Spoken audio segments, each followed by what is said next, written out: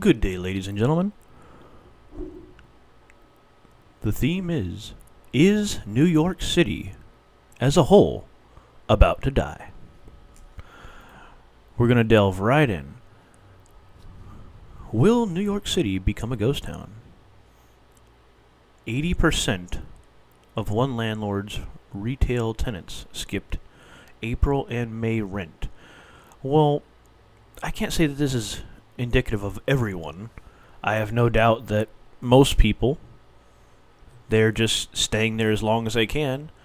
And since the government placed a moratorium on kicking these people out, much like what happened in California, it's going to be terrible. They're going to stay there for 6, 7, 8, 9, 10, 12 months, not pay rent. The place is going to fall into decline. They may even lose, the property itself may go into foreclosure. If a property is foreclosed upon, then all renters are out on the street regardless.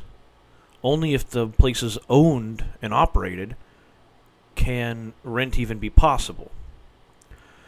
So, if we don't get our ducks in a row very soon, we may be experiencing something far worse than the 2008 strategically planned bubble burst. Especially if people with money have moved out of New York, out of California, and into, I don't want to say red areas, but less controlled areas where they have more liberty and more people who are decent around them and, act upon common sense instead of virtue signaling. Now, let's break all this down. Many landlords say their financially robust companies are taking a field day. What does that mean? Why pay? It's strategic. If you own a company and the government says you don't have to pay, let's say you're running an online business. You can still run your online business not paying any kind of lease agreement or rent or otherwise. Stay there for 6, 7, 8, 9 months. Just pay your internet, water, and electric bill and screw the owner. This is most definitely going to happen. I have no doubt because, I hate to say it, but business is cutthroat. And if the government's going to give you a way out, you're going to take a way out. Now, no one knows exactly when New York City will reopen because of its quasi-competent governor and its completely incompetent mayor aren't answering any of those questions. They say until there's a cure, which could be any time between now and, when a world dictator shows up. So, on top of, this is another point, on top of there has never, I quote, never been an inoculation for a coronavirus. I will repeat that. There has never been an inoculation for coronavirus. So, by inoculation, I mean vaccine. So, we're going to come together and make one now? Sure, buddy. Many have already fled the city. Up to about 40% of the wealthiest individuals in New York have already left. New York was already struggling to pay its bills due to incompetent government. Now, of the new apartments, most of them, 70% have slashed their prices. This is painting a really dire picture for not only the city, but the state as a whole. It is essentially the financial banking structure of America. If this whole thing comes to a halt, we're going to have a much worse situation on our hands. If it's not as if the government bailing you out will do anything here. New York City is strangling itself. You can only last so long under these circumstances. Now,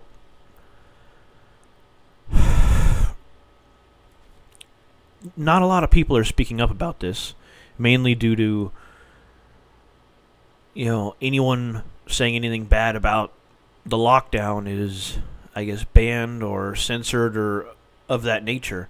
But there are some definite negatives that we need to look at here, where in a large city where predominantly everything is bussed in, trucked in, they can't produce anything there besides maybe the service industry.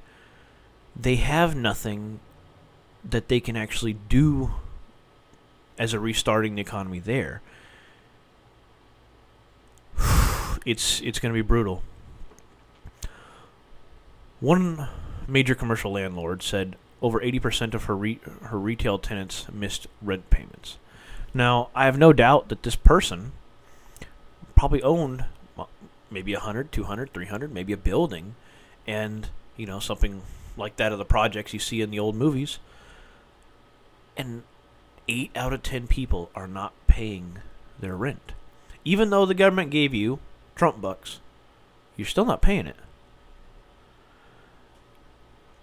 The issue here predominantly is a city like New York requires a substantial amount of money to function. Several billions of dollars a year. Now, where does most of that money come from? They have insane taxes, and I say that with all sincerity.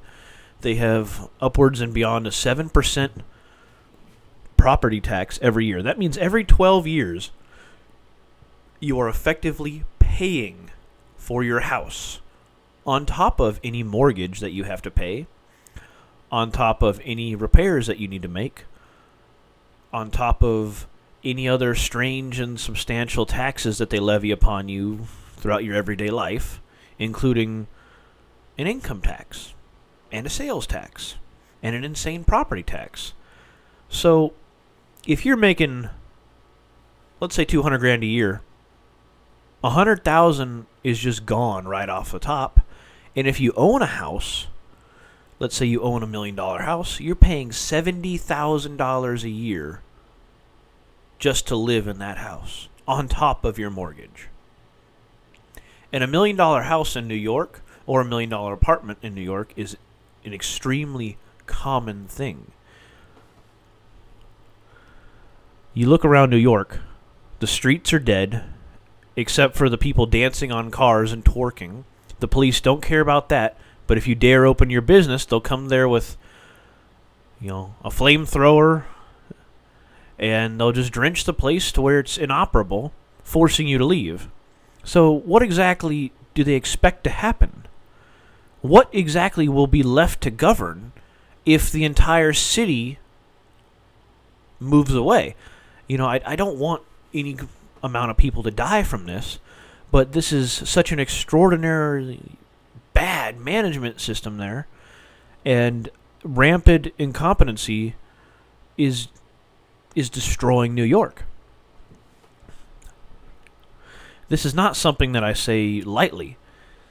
Here in LA, we're much to the same dire strait, where the mayor can't even wear a face mask, and yet we're supposed to take this goofball seriously. I am genuinely afraid.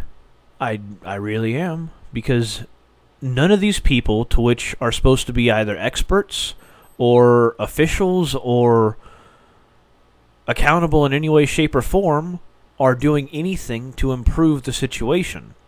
They're doing things completely haphazard instead of emulating successful states like Florida, or I believe it was South Dakota, where they either didn't close or they just protected the elderly and everyone basically went on with their life.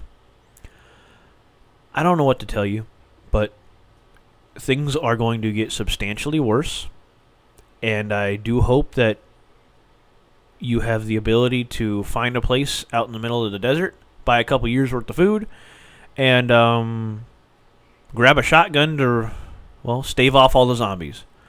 I wish you the best of luck. This has been the Teflon Man. Is New York going to die?